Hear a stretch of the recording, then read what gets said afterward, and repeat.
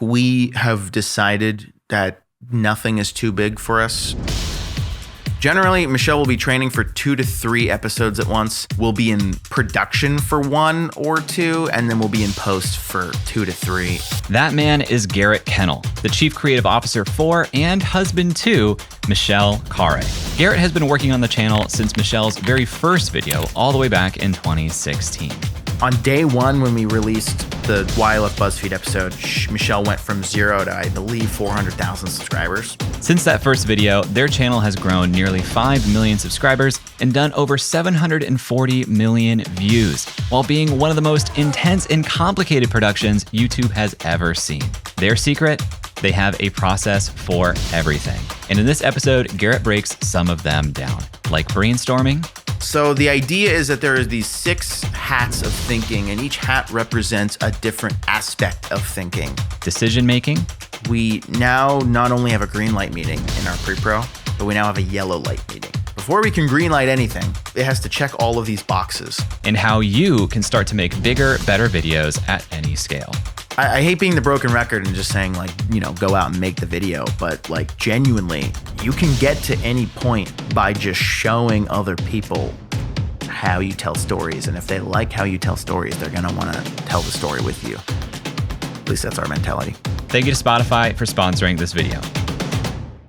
The first video is Michelle's video called Why I Left BuzzFeed. It's the very first video on her channel. It's day 1 of her channel release. I mean, technically she had a channel before that, but she had not been really posting with the intent of growing a big audience here. So she hired me to direct that first episode, Why I Left BuzzFeed. And that was sort of a genre at the time of people, you know, there's this mass exodus out of BuzzFeed.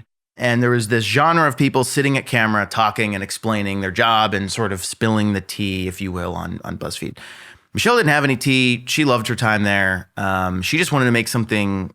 She wanted to trick people almost into like, oh, you're expecting to watch this sit down thing, but instead you're going to get something action packed and fun and entertaining. She really wanted this first video to be a sort of a statement of what she wanted the channel to become. And I think that was really important that she had the vision from the very beginning. And she pitched me that, and I just thought it was amazing. And so what we ended up making was like a fake movie trailer, as if her story of Why I Left BuzzFeed, it was a like a cinematic Marvel action trailer. So you see her with, you know, a stunt team, and it's very fun, very cinematic. And that video did very well for her. It sort of at her size at the time, sort of, you know, in a way went viral. And actually, it's funny. A lot of our current employees now remember the moment that video came out, and they like very specifically remember that video. So it lodged into people's minds, which was, I guess, the intent. Okay, so you were there from the first video, and you end up doing the series that became Challenge Accepted. How much time passed between first video and the beginning of Challenge Accepted as we know it today? Yeah, I believe there was a year or 2 between the first like movie trailer video that I made. We started a series called MK Ultra after that, which was partially scripted, partially unscripted, sort of blending our, Michelle and I both have a passion for both. So that was sort of the marriage of those two. And then we sort of hit a point with the MK Ultra series, which was her training like different superheroes. It really is the precursor to Challenge Accepted. We wanted to widen that out. And so Michelle and I came up with together the idea for Challenge Accepted, which why stop at stunts? Why can't she be the human guinea pig for anything out there? And we immediately were hit with, wow, that's a lot. That's so many more ideas we can, you know, we were already running out of like clickable superheroes for the thumbnail and title. Challenge Accepted felt like we could reach a wider audience and quite honestly make a bigger impact. I think we could only go so far with the superhero genre. And we really wanted to play in different genres and spaces, and then Challenge Accepted allowed us to do that. So I think that was about a year or 2 before we made our first episode of Challenge Accepted officially. It sounds like from the beginning, or at least the beginning of this MK Ultra series, you guys were thinking pretty big. Mm-hmm. So talk to me about your mindset and what you guys thought was possible and what your aspirations were at that time, if you can recall. At the time, we were still into the traditional world, and we were sort of saying, Well, one, the episodes were sort of a love letter to the movies that we loved, which were like huge MCU fanboys, and we just like love all things superhero and larger than life. It was sort of a love letter to the superhero genre in a way so that we could say, hey, Hollywood, look what we're doing over here on YouTube. We're trying to match the quality on YouTube. We're trying to match the Hollywood quality here on YouTube. And still sort of like a calling card at the time. If, Marvel reached out to us and were like, we would like you to direct and star in an episode or a Disney Plus show or one of the Marvel properties, we would have, died for that opportunity. That would have been amazing. So I think we're at the time still sort of hoping for maybe there's a world in which those two worlds could come together. And then as we did that, we were like, oh, we can just do the thing ourselves here. Like, we don't necessarily need someone to reach their hand down and give us that opportunity. We can just start doing it. Michelle has always been about thinking big. She at BuzzFeed did some of their biggest production value videos, and she loves being able to surprise the world at what she's able to cobble together with almost nothing. I think she's an amazing leader. She's very inspiring. She knows how to pull people together and inspire them to work towards a common vision. And she's so good at articulating that vision so that when she told me this vision, I'm like, I know exactly how to create that. Obviously, that show in scale was just enormous because half the episode was training with a stunt double from that actual Marvel or DC property. The second half of those episodes were scripted narrative shorts where we have, like traditional film set. We have professional sound and lighting and production design, and we're making these like little short films.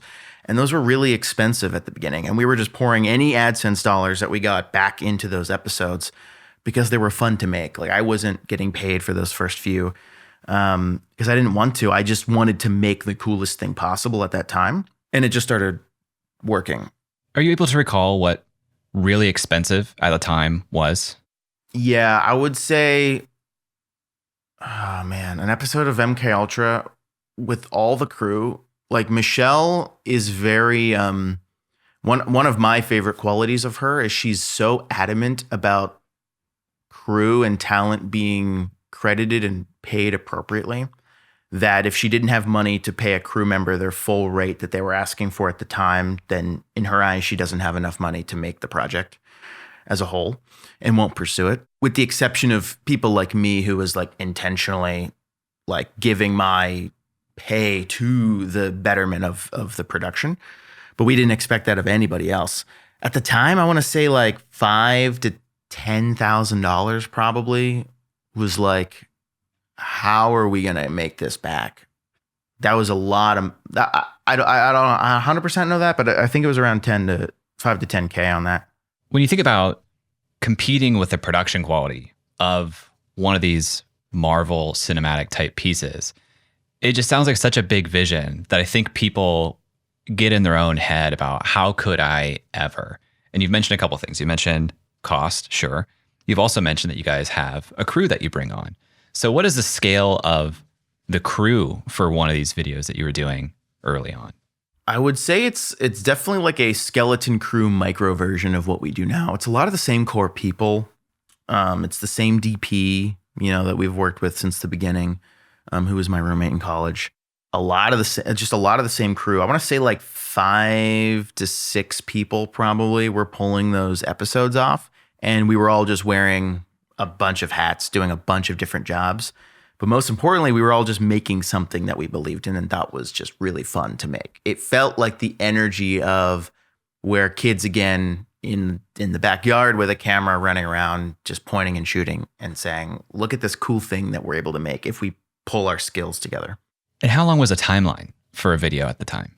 Oh man, that way too long. And that was sort of our biggest, our timelines earlier on were very, very long. We haven't done a great job at shrinking those, if I'm going to be honest, because I think post-production now for an episode of Challenge Accepted is 8 weeks minimum. It was probably around that back then, not because the episodes were longer or needed more posts, just because we had less experience doing them. We didn't know how to not assembly line make them, but we didn't have the experience at the time to make them as fast as we needed to. So probably around 8 to 10 weeks, maybe a little less. I mean, we weren't posting that often, just like we are now. I mean, both shows, MK Ultra, Challenge Accepted, once a month, I believe, was like the highest frequency of posting we ever received with either of those series. Creators like us now have a new way to grow and monetize our video shows, and that is through the new features from Spotify for Creators. Growing your audience is a huge challenge that Spotify for Creators is helping you tackle head on. With Spotify for Creators, you can attract audiences with short-form clips, engage your audience with comments and polls, and grow your show with their extended suite of tools. Something I've started doing is encouraging my podcast listeners to leave a comment on Spotify if they've enjoyed the episode. You can see here all the comments I've been receiving, which not only deepens my relationship with listeners, but also helps me learn more about them. Spotify also just opened up their very own partner program to get you paid. After you get accepted into the program, you can start to earn revenue from ads and even Spotify premium users who watch the episode ad-free. You can even run paid subscriptions through Spotify that connect to platforms like Patreon, Substack, or Supercast if you already have a membership. Growing a podcast is hard, but Spotify's chief product officer literally just said video is the fastest way to succeed on Spotify today. The time to get in early and take advantage of these new features is now. To learn more about Spotify's features to help you connect more deeply with your audience, click the link in the description. Thank you to Spotify for sponsoring this video. You mentioned bringing in stuntmen as part of these MK Ultra videos. That sounds like you would need unique access to get that person. How were you able to reach these people when you were just early on in the channel? You didn't have the success that you have today. What were you able to do to get people to answer your call, let alone be a part of the videos? Yeah, it's a great question. I believe the access is one of Michelle's superpowers. She knows if she can open one door, that one door will open another door, and then that door will open another, and it will just keep going. Because if you build trust and credibility with one person, it will most likely transfer to the next. She is, I mean, practically speaking, if we're talking tangible skills, she's the best email writer I've ever met. I wouldn't, honestly, I can think big, but I can't actually make it happen without somebody like Michelle who knows how to do the tangible, granular tasks. She really knows how to outreach. She's really good at cold emailing. She's really good at articulating her vision and getting people inspired by her vision. I remember when she was pitching to the stunt community originally, they were really excited because it was a way, I mean, the stunt community is rarely ever featured in Hollywood or celebrated in Hollywood. There's no Oscar for stunts. They found this like way that they could actually be celebrated and honored through working on some of our videos, which is why they were so kind and generous with their time. And we still work with many of those people today.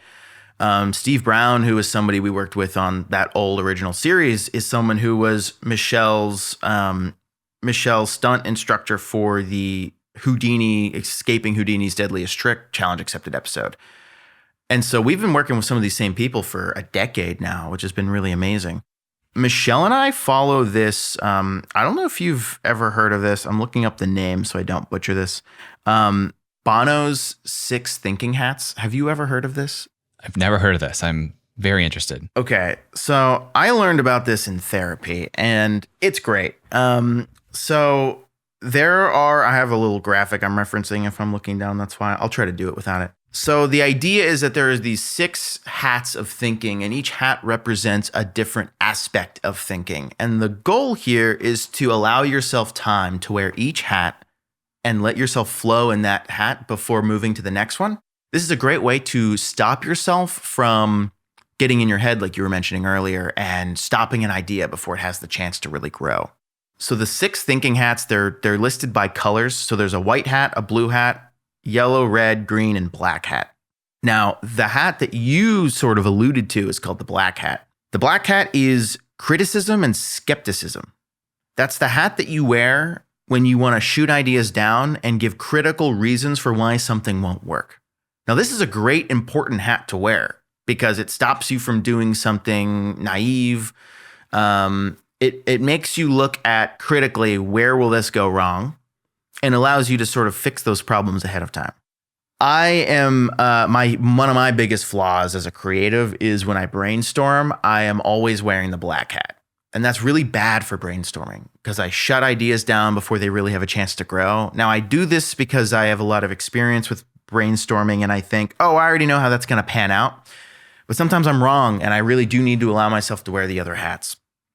So I'll go through some of them because I think they're really interesting. I don't know what you might want to do with this, but I use this for all of our projects.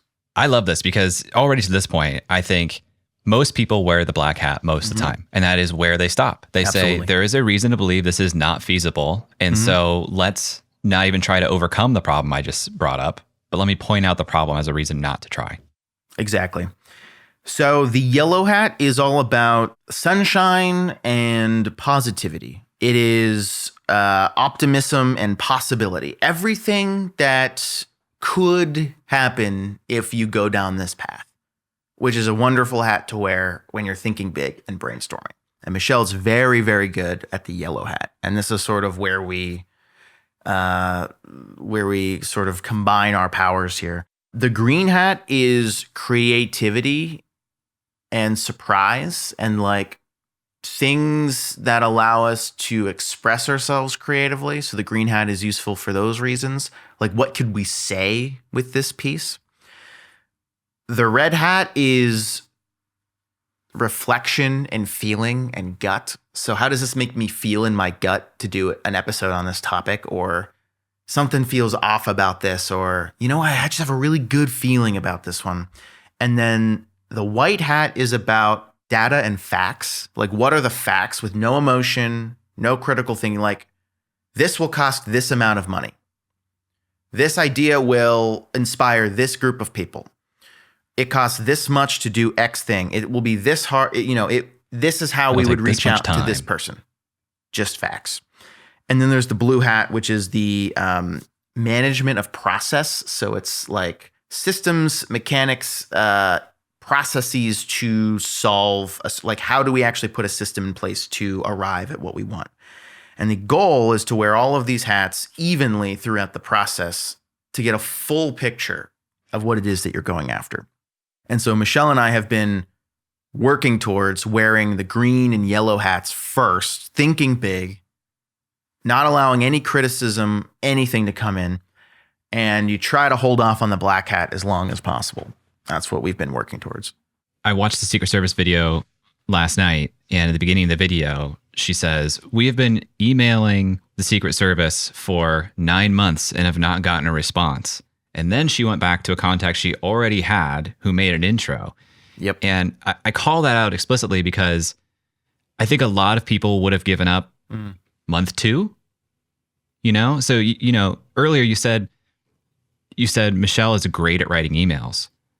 Sounds like it doesn't mean that she gets a response to the first email every time. Never. Yeah, that was a great example of, it was a contact at the FBI that helped us get that Secret Service call eventually. And they had to give a verbal recommendation for us for them to even consider it. And I believe we were the first YouTube channel ever. And now a couple YouTubers since have been able to visit, which is really exciting and getting to see their take on it. But it was cool that like literally that one door led to another. We get doors closed on us all the time.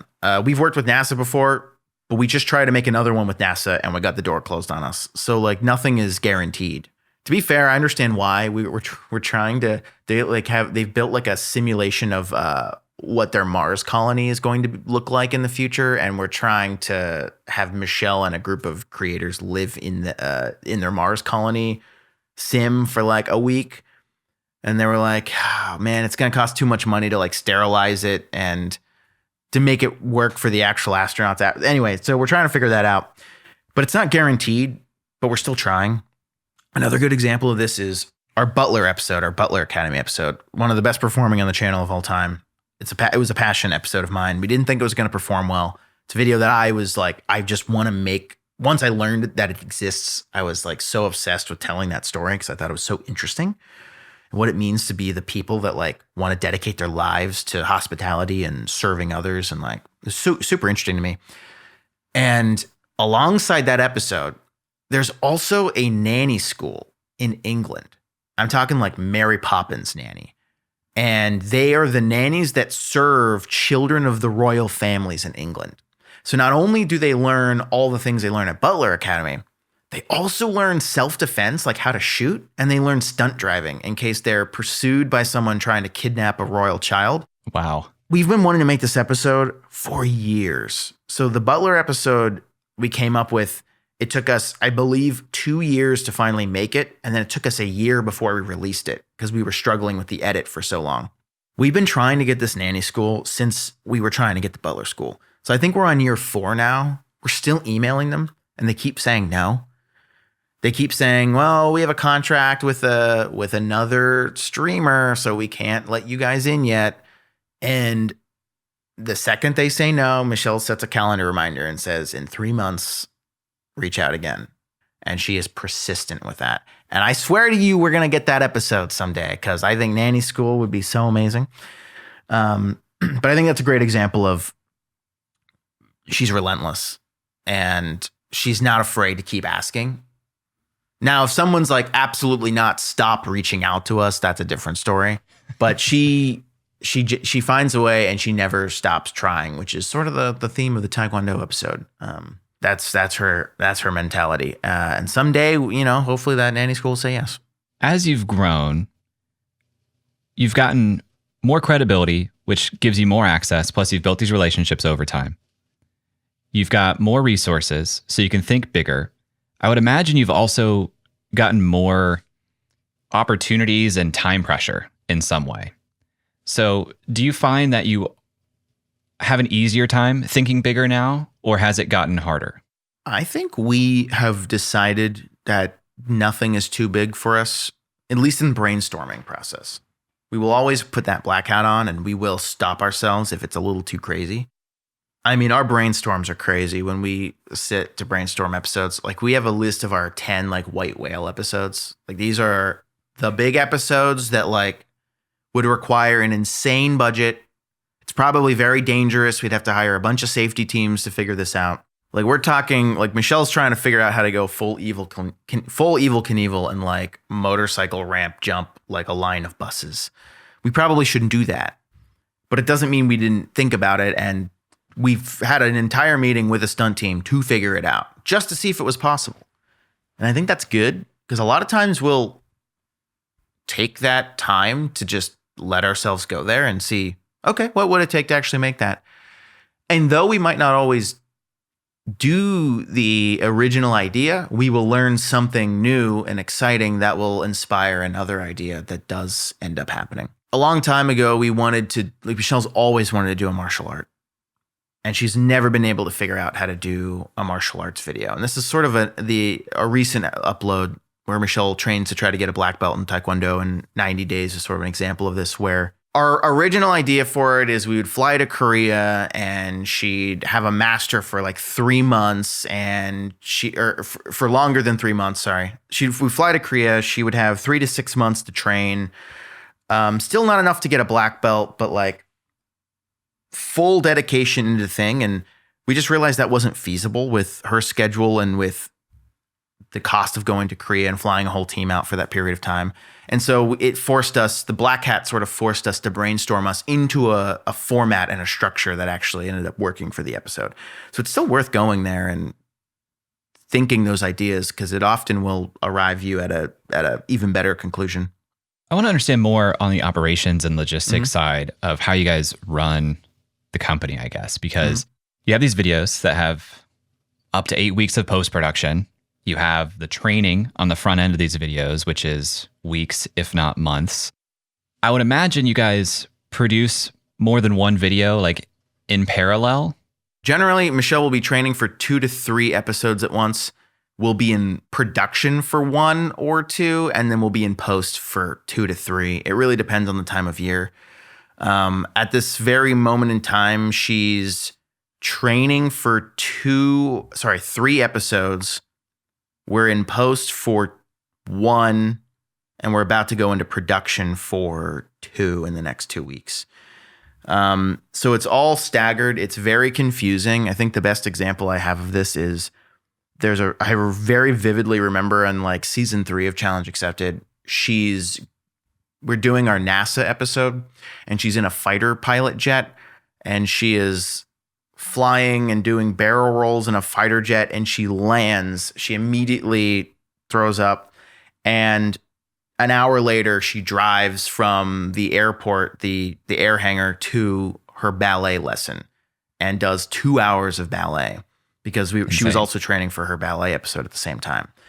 And I think that's just such a perfect example of, one, why like only Michelle can do what Michelle does, but to show like how logistically complicated this show is to actually pull off, and why no studio even will dare try to do it in the way that we do it, which I think is our competitive edge, honestly. I think in terms of like literal calendars sometimes, because my curse is I get caught in the weeds. So I'm thinking you've got several videos in parallel. Michelle's training. You're probably overseeing the process. You're checking in on edits. You're probably having sponsors coming in constantly saying, how can we get involved? How busy does your day-to-day feel? Right now, our days are insane. There are lulls, but generally they are incredibly busy, very dense.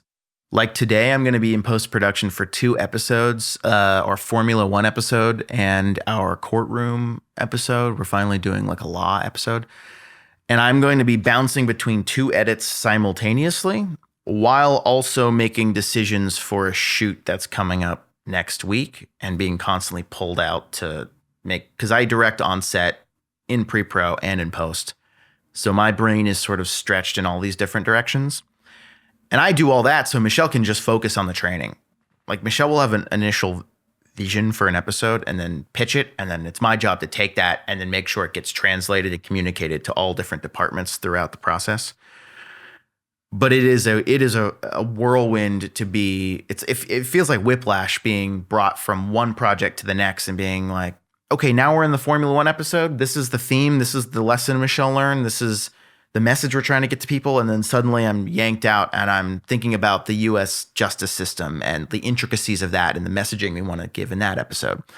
And then I'll be whiplashed to like a commercial that we're filming for St. Jude coming up in a couple weeks. And like, okay, now I'm in commercial brain mode and brand mode. And how do I sell this product and work with this brand to actually achieve the mission they want while also giving them what they're paying for, which is Michelle's spin on their commercial and giving it that energy and life that Michelle does so well.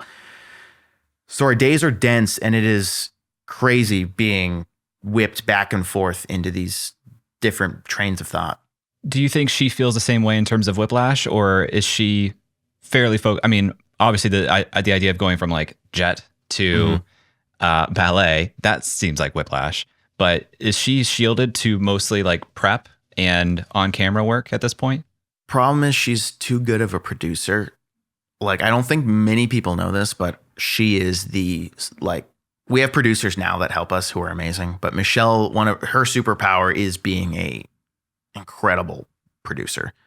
She knows how to set up a video to succeed. She knows how to email. She knows how to make call sheets and budgets and logistics. And like, she is so on top of it. She's so type A when it comes to that stuff.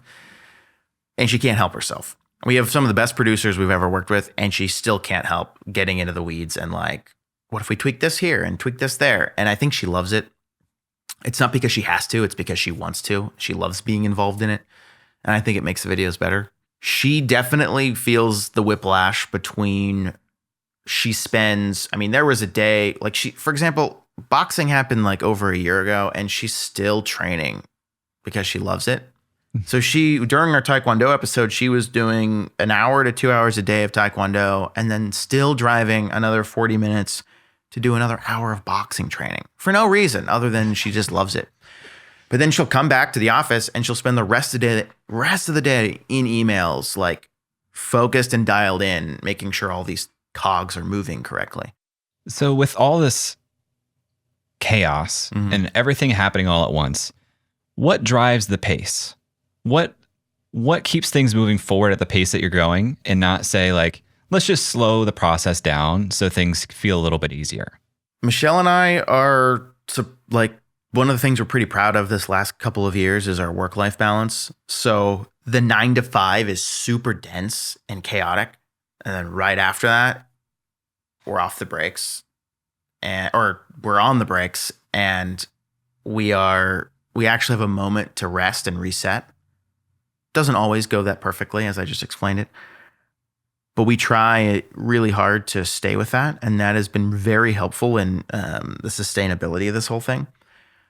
What keeps us going, though, what keeps our foot on the gas is that we love the process. We love making these episodes. From the traditional world, as a kid, my dream would be, I want to make a boxing movie. I want to make a Western. I want to make, whatever genre it is. And what's fun with Challenge Accepted is we can take every episode, even though the tone and the format is familiar to an audience member, we get to genre bend everything that we do. If we do an equestrian episode, I can skew that into Western, and I can finally do my own Wild West. If we shot a video where Michelle works in a Michelin kitchen, great. I get to do my Master Chef episode and get to play in that genre with that tropes. For our upcoming courtroom episode, where it's like a simulation where Michelle's defending a fake murder trial. So she's being a lawyer. We hired a real judge, a real district attorney. We have a whole like simulated courtroom set up, like 35 actors. We have a real jury coming in. Michelle's going to have to like defend a fake defendant in a murder trial. And I get to play with the Law and Order tropes finally. I love getting to attach and have those creative genres, and it's always new and exciting for us. And it's the response. Like, man, when we got for an example that pops into my mind is we did our paramedic episode, and there was somebody under in the comments who said, "Thank you for posting this. I'm really excited because I'm taking my test to be an EMT in a couple weeks." And then it has like a couple thousand upvotes. And then it says edit, update. And this person came back to edit that comment. And now they said they've passed and they've been an EMT for like 2 years. Wow. And like seeing that is so crazy because, that video literally changed the trajectory of that person's life. And now they're saving lives is bizarre to me. And so we do feel there is impact with the episodes, and that nothing drives me more than like the thing that I love and have so much fun creating is actually affecting people in a positive way. So that's why we keep doing this at this pace, because it's fun. How do you know when something is done? Like, are you driven by, we want to get this many videos done in a year, or this many in a month, or we have this date promised to sponsors? Mm-hmm. Because like if you took a week longer, 2 weeks longer on any given video, mm-hmm. your throughput for the year is going to decrease. And I'm just wondering how you land on the pace that you have arrived on. By the end of this year, we will have uploaded 9 episodes. So less than once a month, which is not what our goal was at the beginning of this year. But that's the pace that we can make the show at the standard of quality that we want. Like, we've tried to increase the pace, and the episodes we're not as proud of. Like we can look at the episodes that were a little bit more rushed out the door, and we're just not as proud of those episodes, or they didn't impact people as much. Sometimes they'll get just as many views or more, but we're not as proud of them. And oftentimes, if we're not as proud of them, they will perform worse. But it's not even about the performance, honestly, at this point. It's about how do we feel making the thing, because if we're not having fun making the thing anymore, we're going to pivot and make something else that is fun for us. We still have that energy of kids running around with video cameras, like having fun with our friends. Like that's still what it feels like. And I want to hold on to that as long as possible, because I think that is the magic of YouTube and why people love making content for YouTube and why people like watching content on YouTube. When you have those videos that you think, that wasn't quite that wasn't quite to our standard. Is it because you didn't spend as much time in post-production or production or pre-production? It could be all of the above. Not spending time in pre-pro, production, post, all of those things could result in us not being 100% with the episode that we release. Now, generally, you'll hear Michelle say in podcasts, like, we won't release something until like we are super proud of it. But as you know, sometimes it is not possible because of brand obligations, as you sort of pointed out. And what we have found is, let me think about this. sometimes we'll get down to a moment where we realize, oh, this episode doesn't actually work. It worked on paper, but it didn't actually work as well as we thought after we made the thing. And that was a disconnect between pre-pro and production. So it's somewhere along that line, we greenlit an idea that didn't really work as well as we thought it did. And we've actually since put processes in place to remedy that problem. We now not only have a green light meeting in our pre-pro, but we now have a yellow light meeting. And our yellow light meeting is before we can green light anything, it has to check all of these boxes. So title and thumbnail, obviously at this point, everyone we've heard a million times, you got to have your packaging before you start. That's very true for us. There were times where we get way too far in the process and realize, wait a minute, no one's going to click on this. How are we going to package this? That's an easy one to solve. But it was also things like casting. I think casting's really big for us. So one of the yellow light meeting check boxes is, do we have a partner that we're willing to work with that we think is going to make the story rich and exciting to watch? Good examples of that is Mastery in our Taekwondo episode or Tony Jeffries in our boxing episode. Those are two characters that are so much fun to watch, even without Michelle. Take Michelle out. These are characters you'd watch hours of because they're interesting, they're compelling. And so we really want to make sure that we're working with people who can stand on their own and have stories to tell, even beyond Michelle. Because then in our worst case scenario, let's say Michelle's having an off day on set, we know that other character will still be a compelling person to follow. These are all things you can solve in pre-pro. So that yellow light meeting really makes sure that we have our casting dialed in, and that's generally related to who Michelle's coach is for the episode. But for another YouTuber, it might be their cast of characters that represent their friends, or what restaurant you decide to go to review, and the people in the restaurant. Like the word casting will be different for everyone, but we have a pretty strict vetting process and interview process when we go to work with somebody for an episode, because they need to be able to, for the example of Taekwondo, that coach for Michelle has to sustain 90 days in that 90-day episode, she trains for 90 and we filmed for 42 of those days. 42 days we had cameras in the room. Sometimes it's just me and a camera and Michelle, but other times it is a full production crew. And that character that we work with has to be compelling for 42 days of filming, or it's just not going to work out. So that's an example of how we've solved this issue of, if we got to a product we're not proud of, usually we can solve things in post.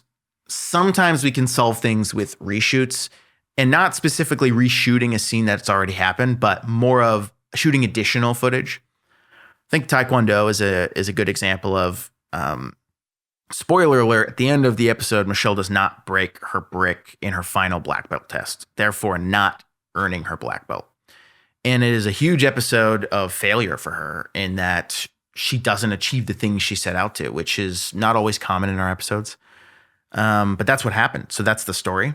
And we really wanted to film it.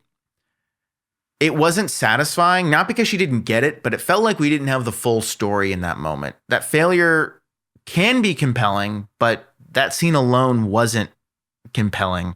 So we shot an additional scene where she tries to get her black belt again a couple weeks later.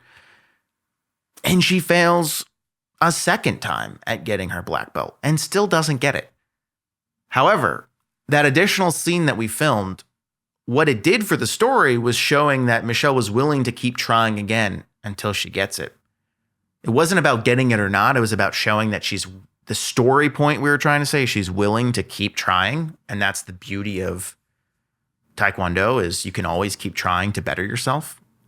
That's sort of the theme and the message of that episode.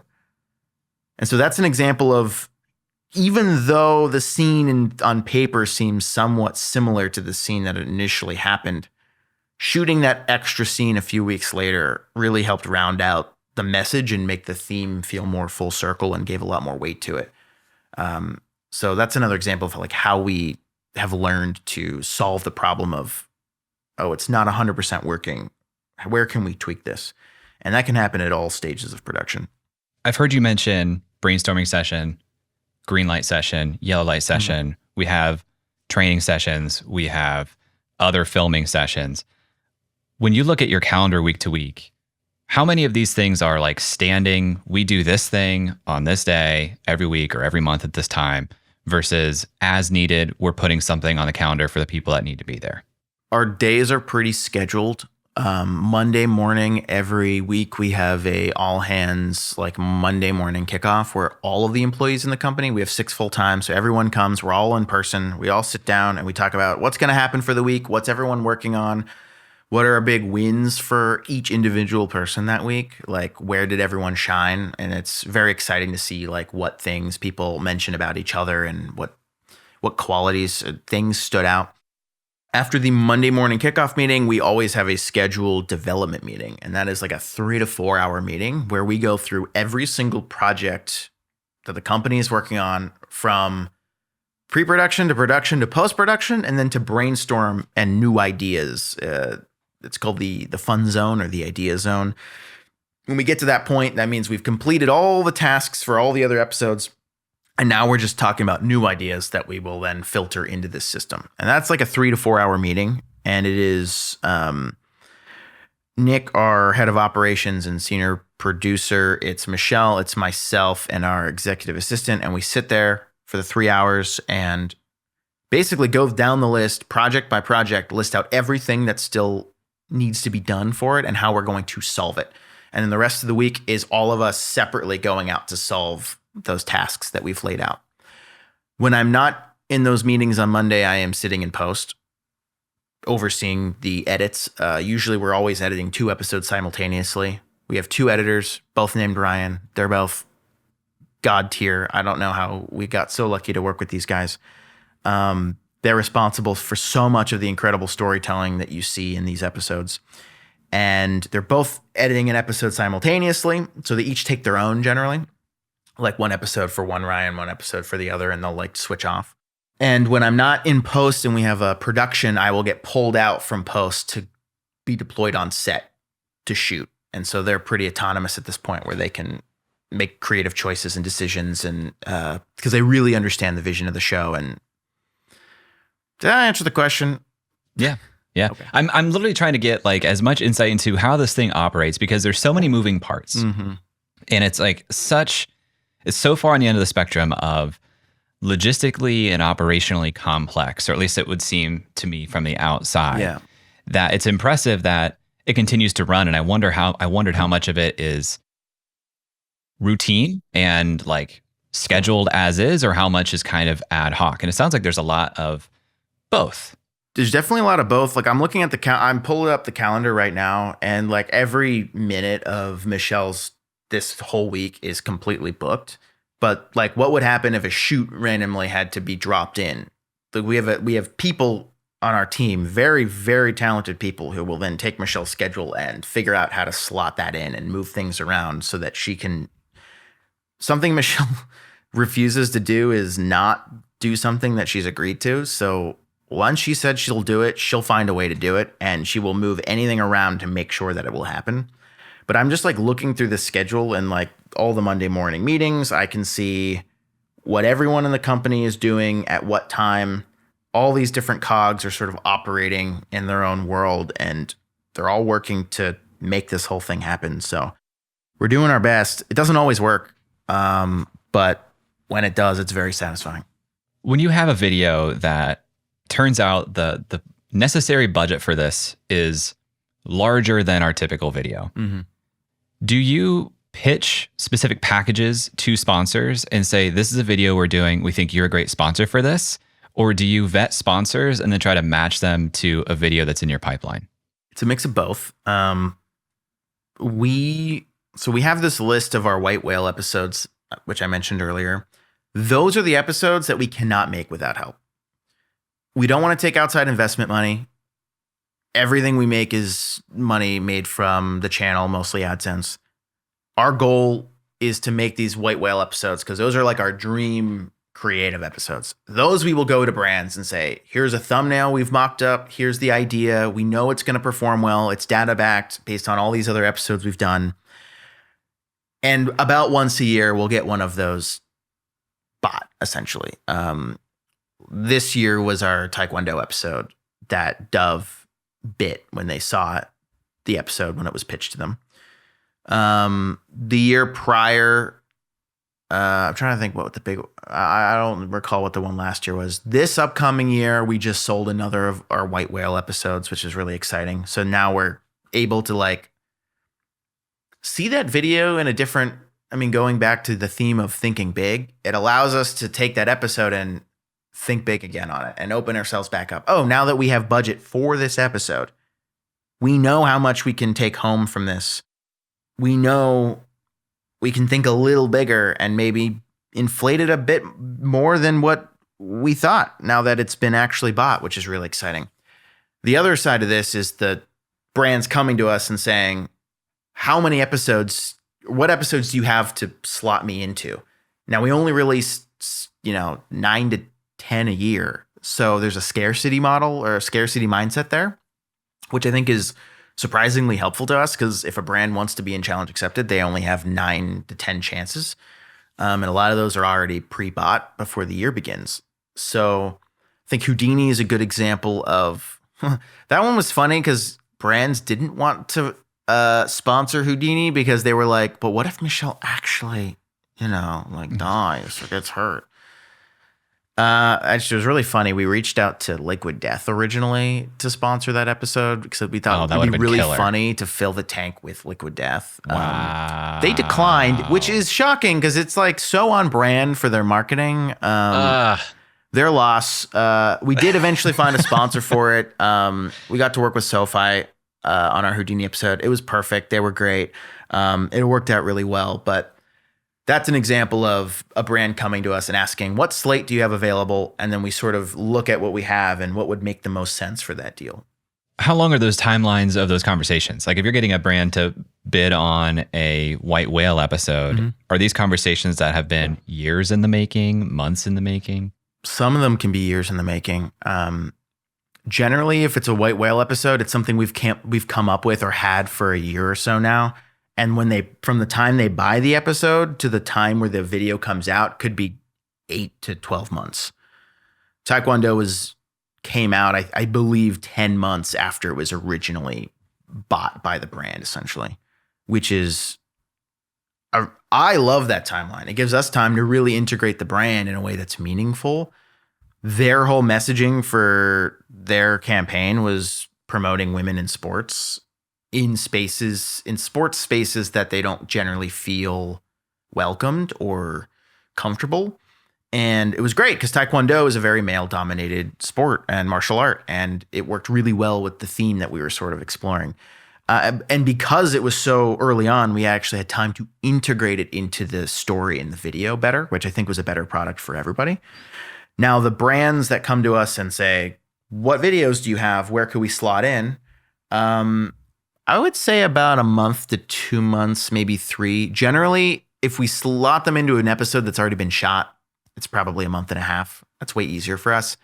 We still will go out and shoot a scene that makes sense for the episode. So it's not just like a harsh cutaway to Michelle in front of a screen talking about a brand. We try to integrate them as much as possible. But if you want to be like truly integrated, and you're a part of the actual story as it's unfolding, you're going to have to wait longer because she might be 2 months into her 3 months of training, and then you have 8 weeks of post after that. So it really depends on if it's an academy video that's shot over a week versus a long-term training episode like Taekwondo, which is over 90 days. If we look back at the story of this channel over 8+ years, it's a huge channel. You've done tons of views. You've grown very quickly. What can people starting today learn from your example of how to grow quickly on YouTube in today's marketplace? Back when I was a kid, I would just take a camera and point it and just start running with it. And I know everyone says just like do the thing, just make the video. But I really believe that is what allows us to get to the point where we're dreaming bigger and bigger and making bigger and bigger episodes. I mean, a lot of people, they're like, oh, it's cool. You worked with all these government organizations and like NASA and like, that's crazy. But like, how do I do that? I mean, to be honest, like in season 1 of Challenge Accepted, like NASA was one of our first big episode partners, and we had not worked with anyone else of notable size to that point. They were sold on the way Michelle was handling the story and telling the story. That was enough for them to say, oh, we trust Michelle and her team to tell our story. And eventually working with NASA led to working with the FBI, and that eventually led to like the Secret Service and all these other crazy institutions that like I couldn't even imagine working with. But it all started because they trusted the way that she told the story. And so my sort of my advice for that is to just, at any scale, tell the story you want to tell, and people will be attracted to the integrity or the style or the tone or the way that you speak about something, and it will just sort of grow from there. I mean, I'll be honest, Challenge Accepted. I mean, I think on day 1 when we released the Why I Left BuzzFeed episode, Michelle went from 0 to, I believe, 400,000 subscribers. And that was the biggest jump in the channel's history. From 400K to where we are now, which is just under 5 million, it has been a slow, steady climb. There's never been like one episode we release and suddenly we have, 500,000 subscribers or 1 million subscribers. We've never had that sort of inflection point, which I think was really nice for us to, and I think Marquez speaks about this a lot, like the slow, steady growth, which really allows you to slowly get comfortable with the bigger and bigger scope ideas as you go on. I think Cleo Abram is a great example of this as well. Like slowly scoping out and handling bigger and bigger projects. I wouldn't try to do some of our season 6 episodes of Challenge Accepted on season 1. Like I wouldn't have tried Houdini's Deadliest Trick in season 1 of Challenge Accepted. But I don't even know if I would have thought to do something like that, if I'm being honest. Back then, at least. So I don't know. I hate being the broken record and just saying like, go out and make the video. But like genuinely, you can get to any point by just showing other people how you tell stories. And if they like how you tell stories, they're going to want to tell the story with you. At least that's our mentality. If you like this behind the scenes of Challenge Accepted, you'll love this episode with Zach Honovar, who shares what he's learned working behind the scenes with Eric, Yes Theory, and thousands of other creators.